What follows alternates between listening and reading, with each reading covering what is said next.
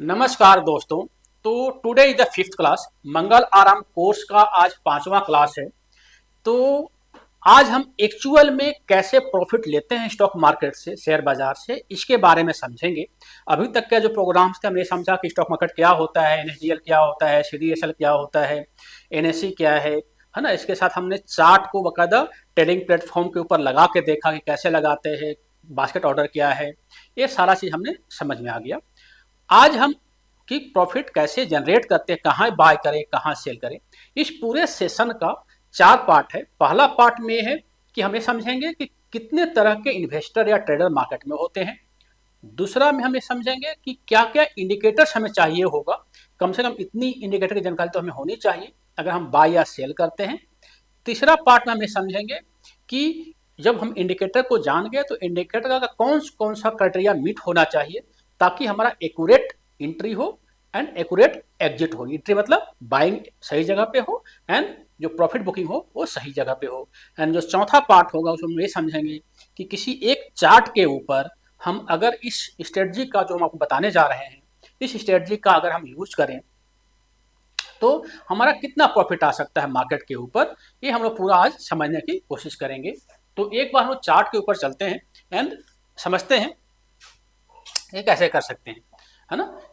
Basically जो swing trading strategy है, इसको वास्तव में पैसा कमाने का आसान तरीका है। इससे आसान तरीका तो और कुछ हो ही नहीं सकता, है ना। इसलिए हमने इसका नाम भी दिया है पैसा कमाने का आसान तरीका।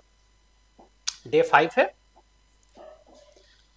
देखिए, मार्केट में टोटल चार तरह के इन्वेस्टर्स हैं या ट्रेडर्स हैं। पहला है स्कैल्पर। स्कैल्पर का मतलब होता है कि जो एक दिन के अंदर मल्टीपल ट्रेड लेता है। मल्टीपल का मतलब कि वो टाइम फ्रेम जो यूज करता है 1 मिनट का या 3 मिनट का, तो वो मल्टीपल बार बार से मार्केट नीचे आई बाई, ऊपर गई सेल, नीचे आई बाई, ऊपर गई सेल, तो जो मल्टीपल ट्रेड लेता है उसको बोलते हैं स्कैल्पर। थोड़ा सा ये रिस्की है, तो बिगनर्स को इस पर ध्यान नहीं देना चाहिए। ये उनके लिए है जो पूरे मार्केट में एक्सपर्ट हैं और मार्केट के हर मूवमेंट को बाकायदा कैप्चर करना चाहते हैं, प्रॉफिट को बुक करना चाहते हैं। दूसरा जो ट्रेडर्स होते हैं, ये ट्रेडर्स हैं, स्कैल्पर ट्रेडर्स हैं। जो दूसरे तरह के लोग होते हैं वो होते हैं इंट्राडे यानी डे ट्रेडर। ये बेसिकली 1 डे के अंदर मार्केट खुलती है सुबह 9:15 में, बंद होती है 3:30 में, तो 1 डे के अंदर ये 2 या 4 ट्रेड लेते हैं। सुबह ले लिया, शाम में बेच दिया, या अभी ले लिया, थोड़ा सा प्रॉफिट आया, बेच दिया।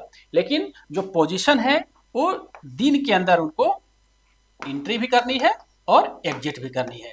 यानी कोई पोजीशन को उनको ओपन नहीं रखना है। आज ही बाय किया और आज ही सेल किया। नॉर्मली इंट्राडे के अंदर इसलिए लोग ज़्यादा यूज करते हैं क्योंकि जो ब्रोकर्स होते हैं उसमें अच्छा मार्जिन देते हैं। अगर आपके पास 100 रुपए है तो आप 400 का ट्रेड कर सकते हो, 1000 का ट्रेड कर सकते हो, डिपेंड करेगा ब्रोकर के ऊपर। तो इसलिए इसमें ज़्यादा लोग ध्यान देते हैं। लेकिन हमारे हिसाब से ये भी रिस्की जोन में आता है और इस पर हमें एज ए बिगिनर नहीं जाना चाहिए। हमारा एडवाइस ही होगा। तीसरे टाइप के जो ट्रेडर्स होते हैं वो होते हैं स्विंग ट्रेडर। स्विंग ट्रेडर का मतलब कि नॉर्मली जो 3 दिन से लेकर के स्टॉक को 6 महीने तक होल्ड करते हैं। यानी अगर लेट मान लीजिए कि उन्होंने बाय किया, हम एग्जांपल देते हैं कि अगर लेट मान लीजिए कि एक स्टॉक है, मान लीजिए कि टाटा स्टील एक स्टॉक है, हमने नाम सिर्फ इसलिए लिया है ताकि हमें बताना है, कोई बाय या सेल का रिकमेंडेशन नहीं है। अगर मान लीजिए कि टाटा स्टील चौक है, अभी मान लीजिए कि 150 पे चल रहा है और हमें लगता है कि ये 170 तक जाएगा, और इसको जाने में अगर बीच में ऊपर नीचे करती हुई रही और जाने में अगर मान लीजिए कि इसको 2 महीना लगता है, तो जो स्विंग ट्रेडर होगा 150 पे बाई करेगा, 170 पे सेल करेगा, 2 महीने का वेट करेगा। तो जो स्विंग ट्रेडर्स होते हैं वो हर स्विंग का फायदा उठाते हैं। अगर स्टॉक यहाँ से ऊपर जाना शुरू हुआ तो यहाँ बाई, और जहाँ पे फिर बैक होगी स्टॉक यानी रिवर्स होगी स्टॉक, वहाँ पे सेल। तो इस टाइप के जो ट्रेडर्स हैं वो स्विंग ट्रेडर्स हैं। ये सबसे बेस्ट है। तो हमें एज ए स्विंग ट्रेडर ही काम करना चाहिए। इसमें एक तो हमें टेंशन नहीं होती, हम आराम से काम करते हैं, है ना। पैसा हमने लगा दिया और स्टॉक ऊपर जा रही है, या अगर नीचे भी आ गई तो फिर अगर ऊपर जाने का इसका मूवमेंट है तो हम वेट कर लेंगे। है ना। एक होते हैं पोजिशनल ट्रेडर्स। पोजिशनल ट्रेडर्स क्या होता है कि जो नॉर्मली 3 दिन से लेकर के 10 ईयर, है ना, 15 ईयर, जितना भी आगे होता है ना। तो नॉर्मली ये लोग करते क्या है कि ये लोग 200 ईएमए को फॉलो करते हैं। 200 ईएमए का मतलब कि पूरे साल भर का एवरेज। तो लेट मान लीजिए कोई स्टॉक यहाँ पे है, तो स्टॉक जब तक ऊपर है इसके, तब तक उसके साथ राइड करते हैं। यानी जैसे वारेन बफेट साहब हैं, उन्होंने कोका कोला को आज के कितने साल पहले बाय किया, वो स्टॉक कभी सेल करते ही नहीं है, उन्होंने होल्ड करके रखा हुआ है ना। बैंक ऑफ अमेरिका को कितने साल पहले बाय किया, होल्ड करके रखा हुआ है। हमारे झुनझुनवाला साहब हैं, टाइटन को उन्होंने कितने साल पहले बाय किया, होल्ड करके रखा हुआ है ना। अभी उनका वो नहीं है, उनका इंतकाल हो गया, है ना, उनकी आत्मा को भगवान शांति दे। लेकिन यह है कि बहुत बड़े ट्रेडर्स हैं भारत के, वो बेसिकली वारेन बफेट माने जाते हैं। तो वो लोग क्या है, वो पोजिशनल ट्रेडर्स हैं। वो पोजीशन, एक बार उन्होंने पोजीशन ले लिया तो आराम से बैठे रहते हैं, कोई ज़्यादा जल्दीबाजी नहीं है। ये सब ऐसे जो पोजिशनल ट्रेडर्स हैं। नॉर्मली जो पोजिशनल ट्रेडर्स हैं वो 1 मंथ का या 1 वीक का जो टाइम फ्रेम है वो यूज करते हैं। जो स्विंग ट्रेडर्स हैं वो नॉर्मली 1 डे का या 1 आवर का टाइम फ्रेम यूज करते हैं। जो इंट्राडे के लोग हैं वो 5 मिनट, या डे ट्रेडर 5 मिनट या 15 मिनट का टाइम फ्रेम यूज करते हैं। एंड जो स्कैल्पर हैं वो 1 मिनट का या 3 मिनट का टाइम फ्रेम यूज करते हैं। तो ये 4 तरह के लोग हैं, 4 तरह से मार्केट में काम करते हैं, है ना।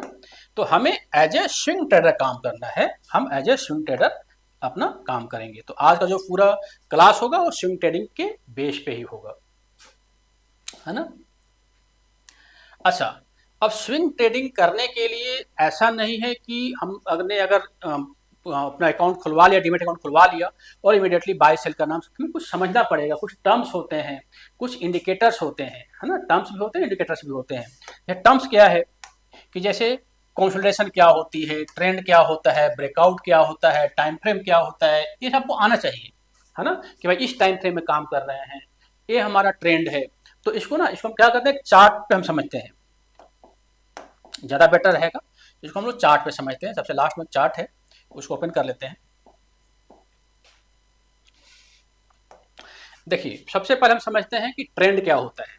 ट्रेंड का मतलब कि अगर ये स्टॉक, ये हमारा एक मूविंग एवरेज है, ये हमारा 200 एक्सपोनेंशियल मूविंग एवरेज है। तो अगर कोई स्टॉक एक सीधे रास्ते में ऊपर की तरफ जा रही है ना, तो इसको बोलेंगे हम अप ट्रेंड। 200 ईएमए के ऊपर अगर ऊपर की तरफ स्टॉक जा रही है, इसको बोलेंगे अप ट्रेंड। अब अप ट्रेंड के अंदर भी बहुत सारे छोटे छोटे इसमें स्विंग आते हैं, लेकिन ये हमारा बेसिकली अप ट्रेंड है। तो यहां मार्केट अप ट्रेंड में तो है, लेकिन मार्केट ऐसे जा रही है ना। तो इसको हम बोलेंगे स्विंग।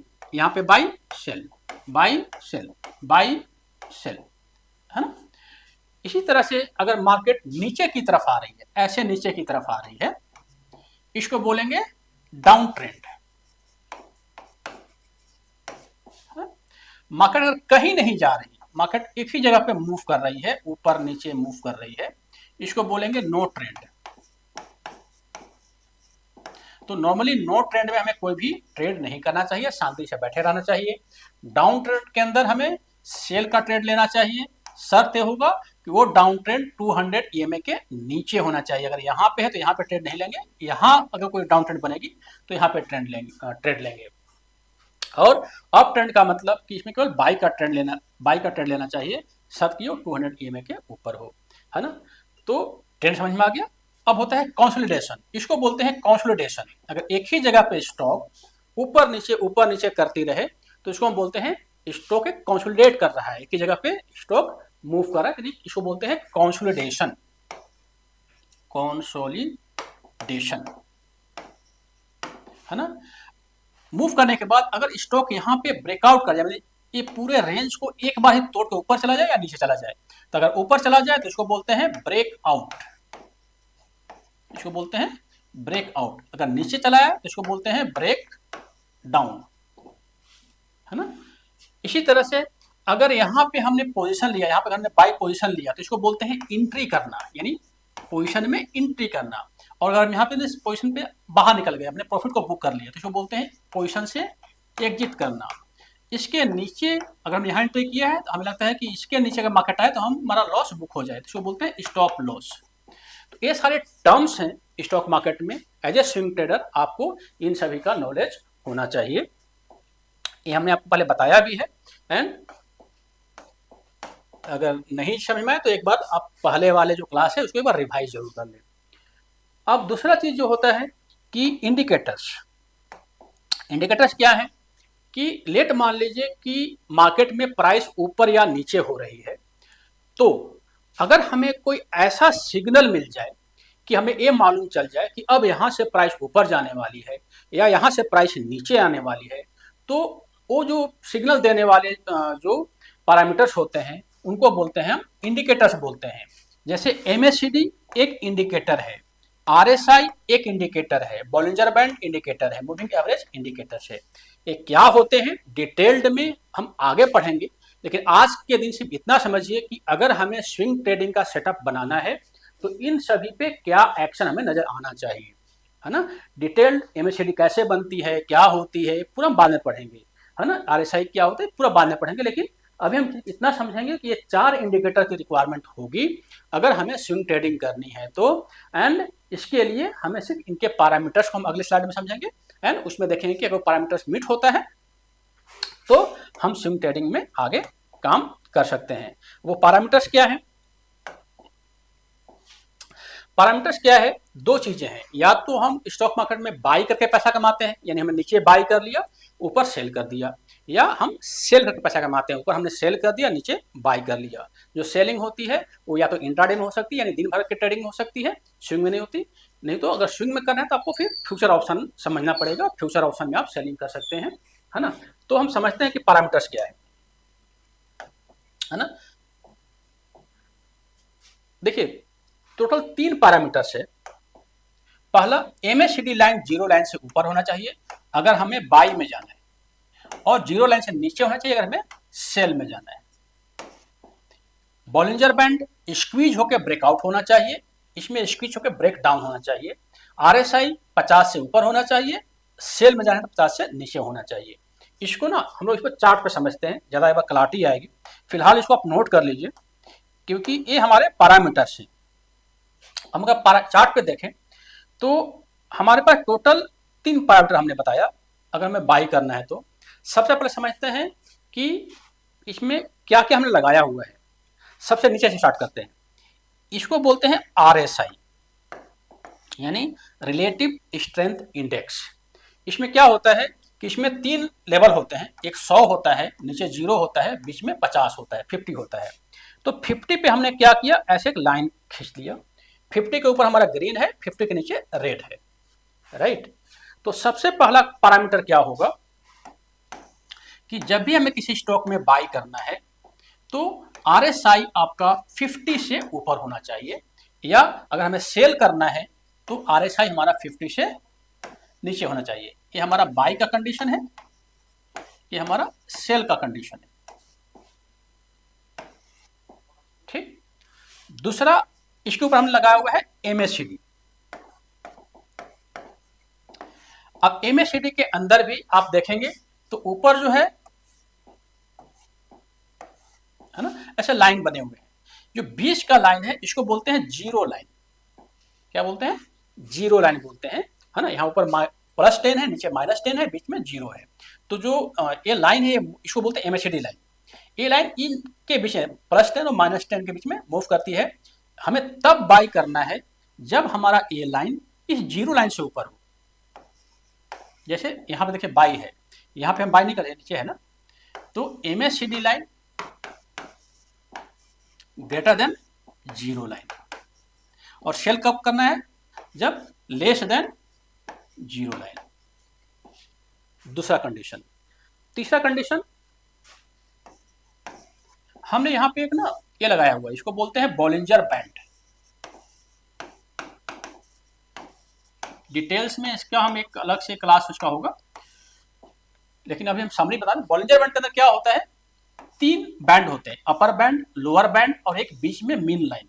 मीन लाइन बेसिकली क्या होता है, 20 SMA होता है, इसको हम 20 EMA में भी चेंज कर सकते हैं, है ना। तो ये हमारा अपर हो गया, ये हमारा लोअर हो गया, ये मीन लाइन हो गया। अगर कोई भी स्टॉक में हमें एंट्री करनी है तो हमें ध्यान देना है कि जब ये चौड़ा है, चौड़ा है इसका मतलब यहाँ पे हलचल ज्यादा है। जब ये संकरा होने लगे, ऐसे ही चौड़ा से संकरा होने लगे, मतलब जैसे स्प्रिंग होता है ना, तो स्प्रिंग पहले बड़ी होती है, उसको जब हम दबाते हैं तो वो छोटा होने लगता है, तो इसको बोलते हैं स्क्वीज होना। क्या बोलते हैं, इसको बोलते हैं स्क्वीज होना। यानी जब ज्यादा चौड़ा बॉलिंजर बैंड, अपर बैंड और लोअर बैंड में गैप ज्यादा हो, ये गैप जब कम होने लगे, है ना, यानी स्क्वीज हो, इसको बोलते हैं स्क्वीज होना।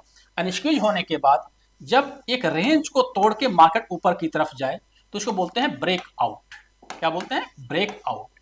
या अगर मार्केट मान लीजिए कि ये चौड़ा था, ये स्क्वीज हुआ, नीचे आ गई, तो इसको बोलते हैं ब्रेक डाउन। यानी स्क्वीज होके और मार्केट में जो प्राइस है कैंडल के रूप में जो नजर आ रहा है, ये हमारा बॉलिंजर बैंड अगर स्क्वीज होके ब्रेक आउट हो जाए तो हमारा तीसरा कंडीशन मीट होगा। एंड अगर स्क्वीज होके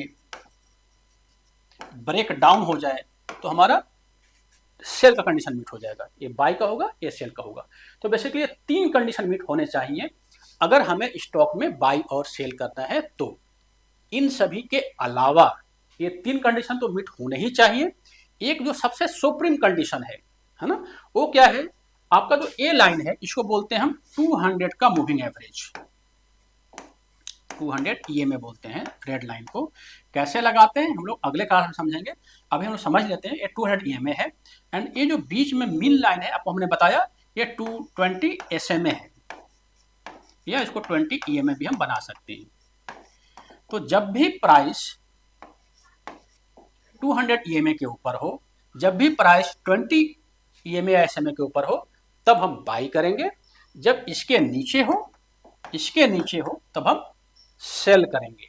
यानी एक जो चौथा जो सुप्रीम कंडीशन है कि मूविंग एवरेज बाई कब है, जब 200 एंड 20 दोनों के ऊपर होना चाहिए, यानी 200 एंड 20 दोनों के नीचे होना चाहिए।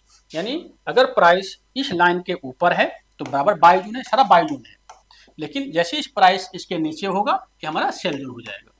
अब इस बाई जोन के अंदर भी ये जो 20 EMA है इसके ऊपर प्राइस होना चाहिए, यहाँ बाई होगा, यहाँ बाई नहीं होगा। इसके ऊपर तो है लेकिन इसके नीचे, यहाँ बाई नहीं होगा। ये इसके ऊपर भी है, इसके ऊपर भी है, तो यहाँ पे ये बाई जोन है, यहाँ बाई नहीं होगा, जबकि इसके ऊपर है, तो ये हमारा बेसिकली नो ट्रेडिंग जोन है। यहाँ पे कुछ नहीं करेंगे, अगर हमारा दोनों क्राइटेरिया मीट नहीं हो रहा तो हम इस जगह पे हम कुछ नहीं करेंगे, यहाँ पे हम शांति से बैठे रहेंगे। बाई कब करेंगे, जब हमारा प्राइस है, मान लीजिए ये वाला प्राइस है, अब ये प्राइस ऐसे जा रहा है, अब इसके ऊपर प्राइस है तो ये हमारा बाई होगा, ये हमारे ऊपर बाई जोन है।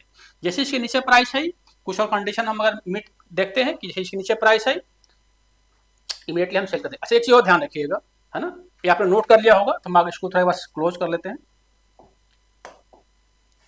एक चीज और ध्यान रखिएगा कि बाई के लिए जो आपको हमने 4 कंडीशन बताए,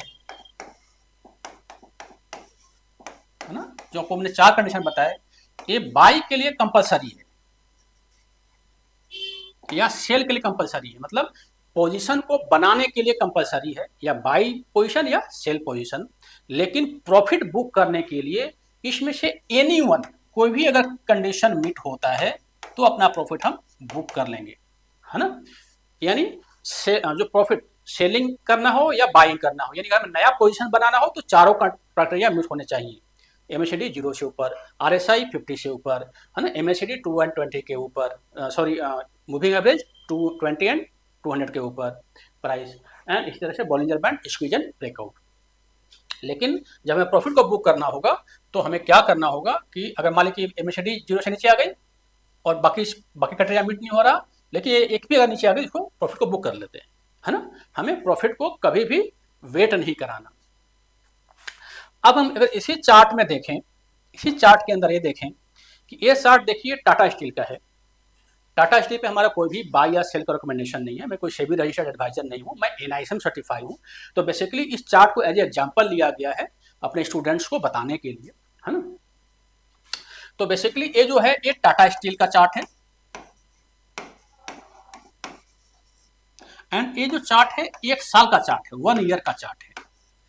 1 ईयर का चार्ट में यानी नवंबर 2023 से नवंबर 2024 तक का चार्ट है। यहां से देखिए ये हमारा नवंबर है, ये नवंबर है, यानी यहां से चार्ट हमने लिया है, और ये बेसिकली हमारा नवंबर है यहां तक। तो इस पूरे पीरियड के दौरान हम कितना कमा सकते थे अगर हम इस स्ट्रेटजी को यूज करते, वो एक बार हम उसको एनालाइज करते हैं।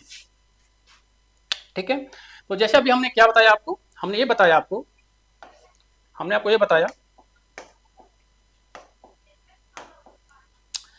कि अगर हमारा 4 क्राइटेरिया था, 200 से ऊपर, 20 से ऊपर अगर स्टॉक है हम बाई करेंगे, है ना। लेकिन उसके साथ ही MACD 0 से ऊपर, RSI 50 से ऊपर होना चाहिए, प्लस यहाँ पे बॉलिंजर बैंड ब्रेकआउट होना चाहिए। अब जैसे यहाँ पे क्या हुआ कि यहाँ पे ये स्क्वीज हुआ, यहाँ पे बॉलिंजर बैंड स्क्वीज हुआ, इसी होने के बाद यहाँ पे ब्रेकआउट होती है, तो यहाँ पे हमारी एंट्री बन जाएगी, पहली एंट्री हमारी यहाँ पे बनेगी। लेकिन उसके पहले हमें ध्यान देना है कि हमारा MACD 0 से ऊपर है, RSI हमारा 50 से ऊपर है। अगर दोनों कंडीशन मीट होता है, ब्रेकआउट होता है, तो पहला एंट्री, ये एंट्री करीब हमारा बना है नवंबर में, और पहला एंट्री जो हमारा बना करीब जो प्राइस उस समय था वो करीब 130 रुपये के आसपास था, 130 के आसपास था, है ना। अब हमने क्या बताया कि इसमें यहाँ एंट्री ले लिया, इसके नीचे हमारा स्टॉप लॉस हो जाएगा। अब हम इसको तब तक राइड करेंगे जब तक कि कोई भी इंडिकेशन हमें सिग्नल नहीं देता नीचे गिरने का। अब इसने क्या सिग्नल हमें इसने यहाँ दे दिया, यहाँ दे दिया, तो यहाँ पे जो प्राइस थी करीब 140 के आसपास थी, तो हम यहाँ पे 10 रुपीज का प्राइस फायदा हो गया, है ना, ये 10 रुपीज का फायदा हो गया। इसी तरह से फिर प्राइस इमीडिएटली ऊपर चली गई, यानी 140 हमने फिर से बाई कर लिया, यानी यहाँ हमने सेल इसलिए किया क्योंकि हमें इंडिकेशन दिया था नीचे आने का। जैसे ही RSI ऊपर आई, MACD ऑलरेडी ऊपर है, यहाँ पे ऑलरेडी स्क्वीज एंड ब्रेकआउट है, तो इमीडिएटली हम फिर से बाई कर लेंगे। बेसिकली बाई कहाँ करेंगे, बाई हम इसको यहाँ पे करेंगे, ब्रेकआउट होने के बाद यहाँ पे बाई करेंगे, है ना। तो 140 के आसपास का रेट है। अब इसको हम तब तक राइड करेंगे जब तक ये नीचे नहीं आती है। यहाँ भी आई है, इसको भी आप कर सकते हैं, लेकिन चलिए अभी हम समझने के लिए हम यहाँ करते हैं। अगर हम यहाँ पे करें तो यहाँ पे मोटा मोटी जो प्राइस था वो प्राइस इस रेंज के आसपास था, 160 के आसपास था, यानी हमें 20 रुपये का फायदा यहाँ पे हो गया, है ना। फिर प्राइस नीचे आ गई, हम निकल गए, फिर प्राइस ऊपर चली गई, यानी यहाँ पे फिर ऊपर चली गई, तो 160 के आसपास हमने फिर से इसमें एंट्री ले लिया, एंड अब प्राइस फिर यहाँ नीचे आई है, यहाँ पे नीचे आई है। यहाँ पे जो प्राइस था 170 के आसपास था, यानी हमने 10 रुपीज़ का यहाँ पे फिर से फायदा हो गया। फिर यहाँ प्राइस ऊपर जाती है, फिर यहाँ प्राइस ऊपर जाती है, लेकिन यहाँ कोई ब्रेकआउट नहीं हुआ है, यहाँ पे हम बाई नहीं करेंगे, है ना, वेट करेंगे। फिर प्राइस नीचे आ गई है, अभी हम किसी पोजीशन में नहीं है, फिर प्राइस यहाँ ऊपर जाती है यहाँ पे, तो यहाँ पे हम क्या करेंगे, यहाँ पे करीब प्राइस चल रहा है 150 के आसपास, 150 के आसपास प्राइस चल रहा है, यहाँ पे हम बाई करेंगे, एंड फिर इसके नीचे यहाँ पे नीचे आ गई, ये जो ये लाल जो है इस यहाँ पे नीचे आ गई, तो उस प्राइस का यहाँ पे था करीब 165 के आसपास, है ना। यहाँ पे जो है सो हम निकल जाएंगे, यहाँ पे हमें 15 रुपये का फायदा हो गया। तो कुल मिलाकर देखा जाए तो हमें पूरे 1 साल के अंदर 20, 10, 30, 10, 40, 55 रुपये का फायदा हुआ, 55 रुपीज़ का फायदा हुआ। अगर हम इसको एग्जांपल लेते हैं कि लेट मान लीजिए कि हमारा जो एवरेज प्राइस था इसका हमारे पास मान लीजिए कि 1.5 लाख रुपीज़ था, हमारे पास टोटल 1.5 लाख रुपीज़ था। इसका एवरेज प्राइस जो हमने बाई किया 150 में बाई किया, इसका मतलब हमारे पास एवरेज 1000, एवरेज मैं इसलिए बोल रहा हूँ कि कभी आपने 160 में भी बाई किया है, कभी आपने 140 में भी बाई किया है, तो हम एवरेज लेके चल रहे हैं। तो हमने 150 में भी बाई किया तो हमारे पास 1000 स्टॉक था, हमें फायदा कितना हुआ, अभी हमने देखा 55 रुपये का फायदा हुआ, यानी मोटा मोटी 55,000 रुपये हमें मिल गए सिर्फ 1.5 लाख के इन्वेस्टमेंट से और 1 साल के अंदर। इसका मतलब कि अगर हमने स्विंग ट्रेडिंग को ढंग से फॉलो किया होता तो 1.5 लाख लगा के 55,000 रुपये, यानी एक देखा जाए तो 40 से 45% के आसपास हमें आराम से, 40% के आसपास, 35 से 40% के आसपास हमें इसमें प्रॉफिट आराम से आ रही थी, हमें कोई भी इसमें इफ एंड बट नहीं था। इसमें हमने क्या किया कि हमने ये 4 इंडिकेटर देखे, RSI 50 से ऊपर, MACD 0 से ऊपर, Bollinger band squeeze and breakout, and साथ में 200 से ऊपर और 20 से ऊपर होना चाहिए प्राइस। तो इस तरह से अगर हम काम करेंगे तो स्विंग ट्रेडिंग के अंदर बहुत ही आसानी से, बिना दिमाग लगाए, बहुत ही आसानी से इसमें हम काम कर सकते हैं, इस पर हम समझ सकते हैं, है ना। तो इस तरह से पूरा स्विंग ट्रेडिंग का सेटअप बनता है। आप लोग क्या कीजिए कि आप लोग इसको प्रैक्टिस कीजिए, है ना, इसको आप लोग प्रैक्टिस कीजिए, कम पैसा लगाइए, है ना। पेपर ट्रेडिंग कोई मतलब नहीं बनता। आप लोग क्या कीजिए कि 1000 रुपये या 1500 रुपये लगाइए, वहाँ पे बाकायदा स्विंग ट्रेडिंग का अगर सेटअप बनता है, अगर चारों कंडीशन मीटअप होता है बाय कीजिए, जब कोई भी एक कंडीशन मीट होता है इमीडिएटली सेल कीजिए, और पूरा समझने की कोशिश कीजिए कि जो सर ने आज बताया है उसको हम कैसे प्रैक्टिकली इम्प्लीमेंट करते हैं, है ना। बाकी जो ये बाकी इंडिकेटर्स हैं उसको हम लोग क्या करेंगे, स्टेप बाय स्टेप आगे उसको समझेंगे कि MACD क्या होता है, RSI क्या होता है, वो बाकायदा अगले क्लास में हम लोग समझने की कोशिश करेंगे, है ना। अगर आपको लगता है कि कोई कन्फ्यूजन है इसके अंदर, कुछ समझ में नहीं आ रहा, तो इमीडिएटली आप कमेंट बॉक्स में लिखिए, कोई भी शर्माने की ज़रूरत नहीं है, हर कोई नया स्टूडेंट ही होता है, तो कोई शर्माने की ज़रूरत नहीं है। आप इमीडिएटली कमेंट बॉक्स में लिखिए, हम उसका इमीडिएटली रिप्लाई करेंगे, या हमारी टीम जो है सो उसको रिप्लाई करेगी, क्योंकि आप लोग दूर बैठे हैं, हम दिल्ली में बैठे हैं, तो यही एक माध्यम होगा कि कमेंट के रूप में या व्हाट्सएप के रूप में आपको इसका रिप्लाई किया जाए, है ना। या लाइव सेशन में आप नोट करके रखिए, जब हमारा लाइव सेशन होगा तो हम उसमें 1 to 1 इसका आंसर दे सकते हैं।